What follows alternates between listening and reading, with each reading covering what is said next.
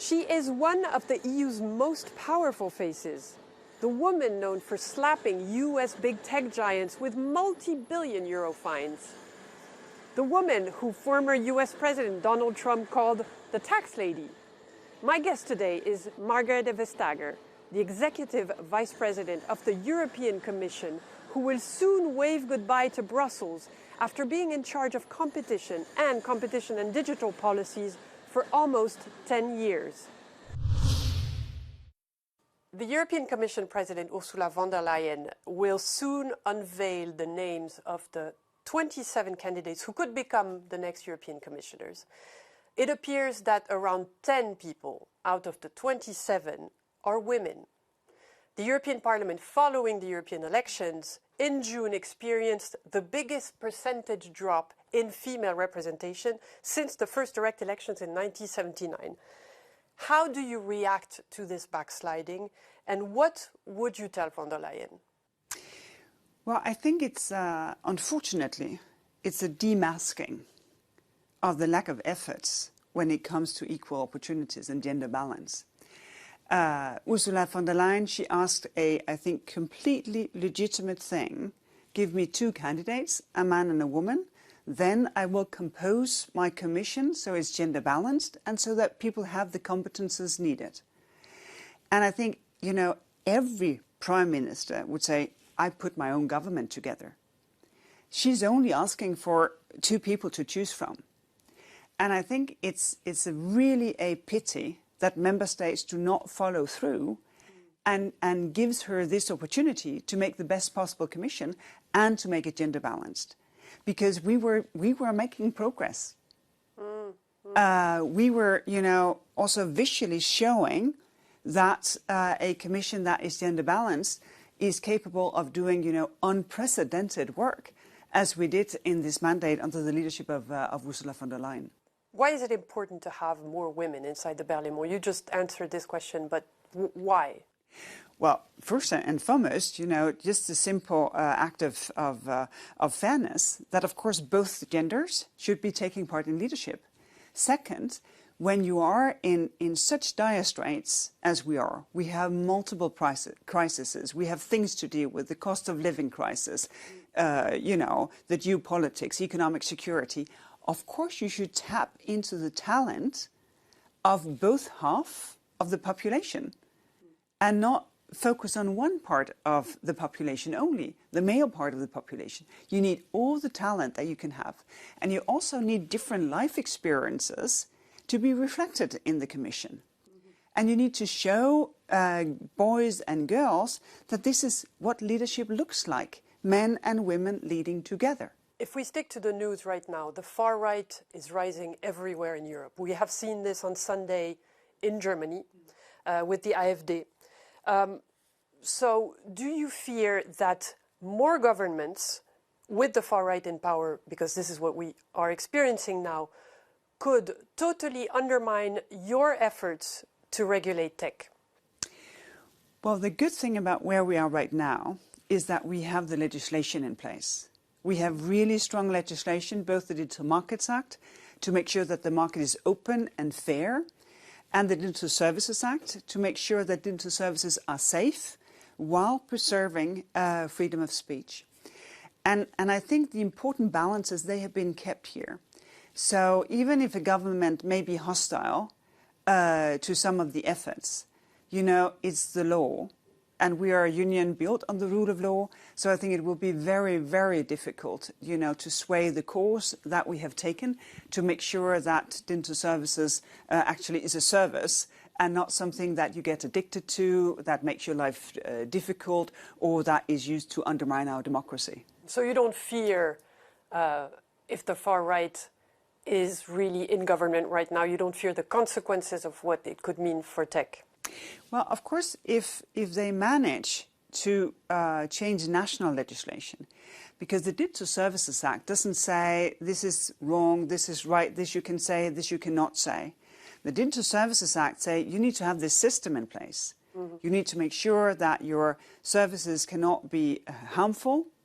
You know, we've just had the back and forth with TikTok, who were presenting what we thought may be a harmful design, and they ended up not launching in Europe an addictive design. That are the obligations. But when it comes to what is harmful, you know, encouraging to terrorism, to violence, bomb recipes, child abuse, harmful content, hate speech for that matter, that is for member states to assess. And if a member state, of course, roll back and say, you can say whatever you want about minority, you can excite people to violence, then, of course, we're on uncharted territory. Because what we have been doing in the last decade is to make progress. You know, making hate speech forbidden, making sure that minorities can safely participate. But that is member states' competence. And of course, they can roll it back. Many of the big antitrust rulings that you launched between 2014 and 2019 were actually overturned in court. We know there's a final judgment coming out on your appeal in the Apple case. And commentators have said that you took a less prominent role in the second mandate. So how do you look back on this? And what exactly did you learn from these setbacks?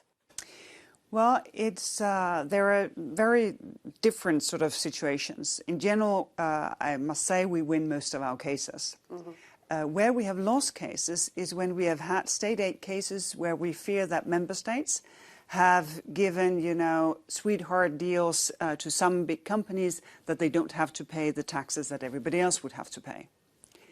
And one of the reasons why we had many more cases of that sort in the first mandate was, of course, that we wanted to see how the courts would assess this. Instead of just pressing on as fast as possible, we also need to see how will the court assess this.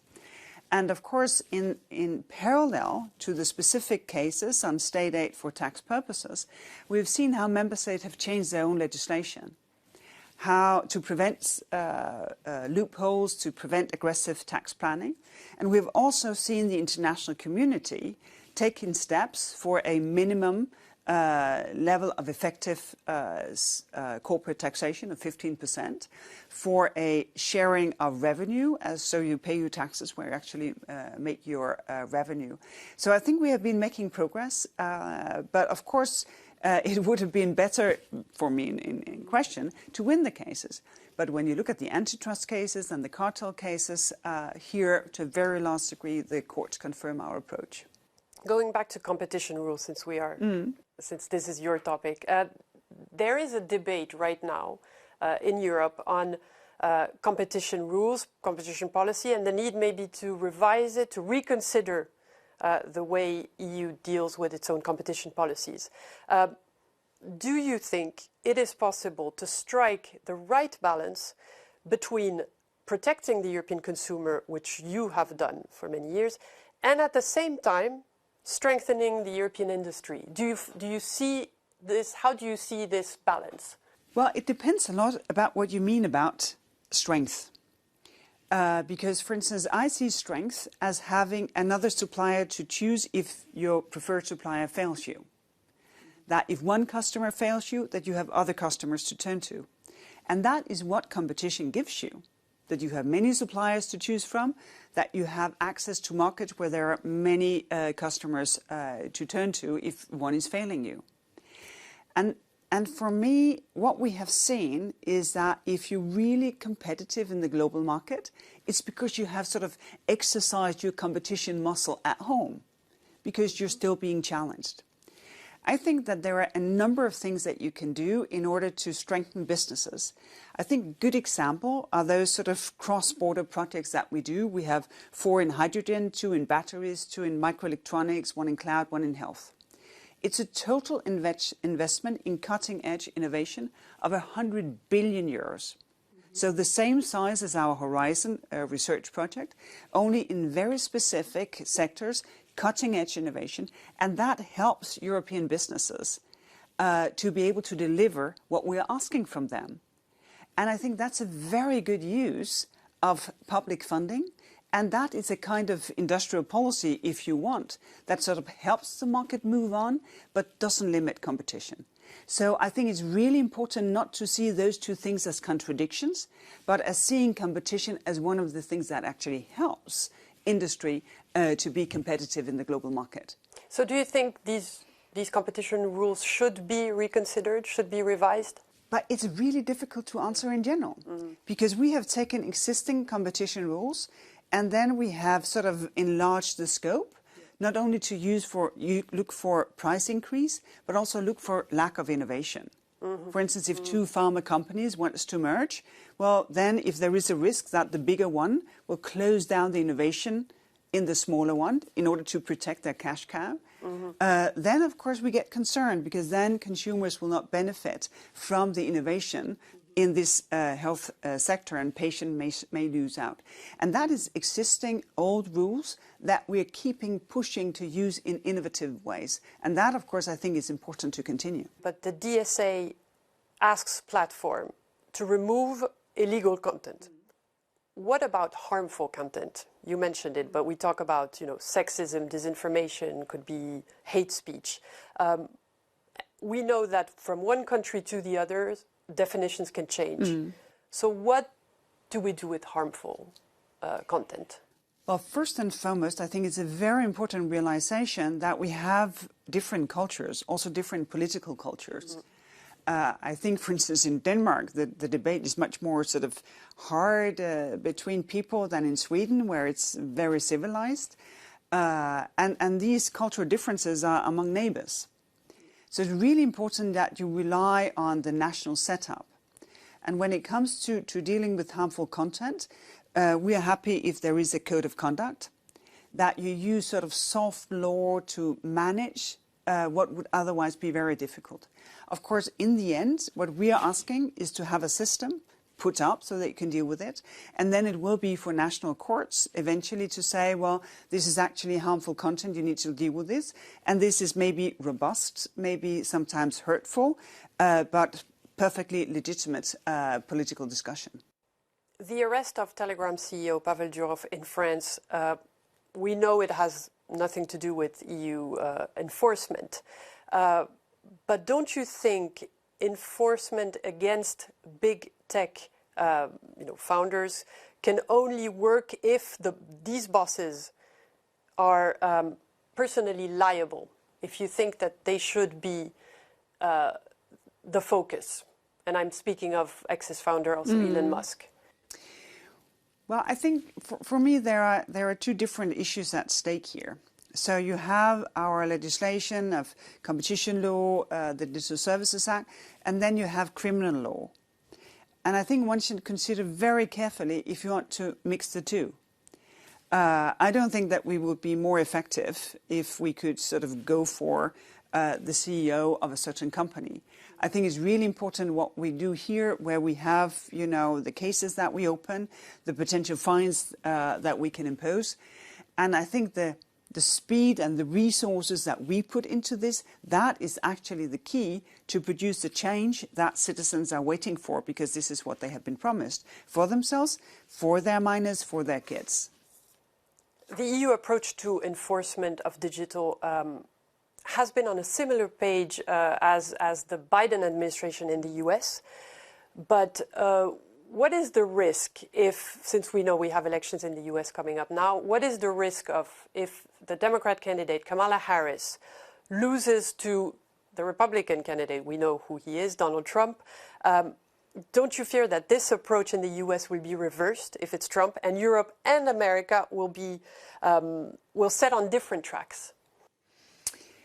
Well, I find that very difficult to assess, because if you look at what Kamala Harris is saying as a candidate for the presidency, she's saying, well, listen, we need prices to be affordable. We need to look at the level of concentration to address the cost of living crisis, which is also a fact of life, unfortunately, in the US. I think that is a very broad interest, because many voters are faced with increasing prices, and they don't understand why prices they don't come down just as fast as they went up. So to some degree, I think we may be sort of in a bipartisan move when it comes to this, because fair competition serves the voter in the role as a consumer. And that is not really political. That is, addressing everyday grievances by people who live a life where there are limitations to their budget. Speaking of AI, the EU's focus has been on regulation, as you know better than I do. But why exactly are there no EU champions when it comes to AI? Well, I would politely disagree with you, because we talk a lot about the AI Act for good reasons, since it's a global first. But we also have, the AI investment program. So huge funds, private and public, goes into AI innovation. We're in the process of enabling smaller companies to use our system of hyperscale computers. We now have 10, which is, state-of-the-art globally, to use that for the training of AI.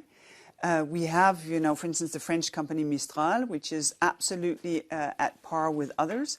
And we have a lot of companies who develop AI that they put into their machinery.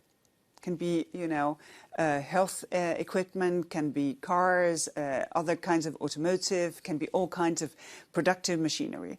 So I think the European approach is a bit different to what you see in the US, but we can not only catch up, but we can also set an agenda for the use of AI, where people can actually trust the technology, that it's being used to serve them and not to control them. And I think that's a very strong, future-proof European approach. But on the list of the big AI giants today, there's no French AI, Italian AI firm. How do you explain this in some ways? Well, first and foremost, the game is not over yet. There is still, I think, much more to come. One of the things that we need to secure in order for European AI businesses to have a fair chance is that they have access to capital. If you have not access to capital, you cannot scale your business.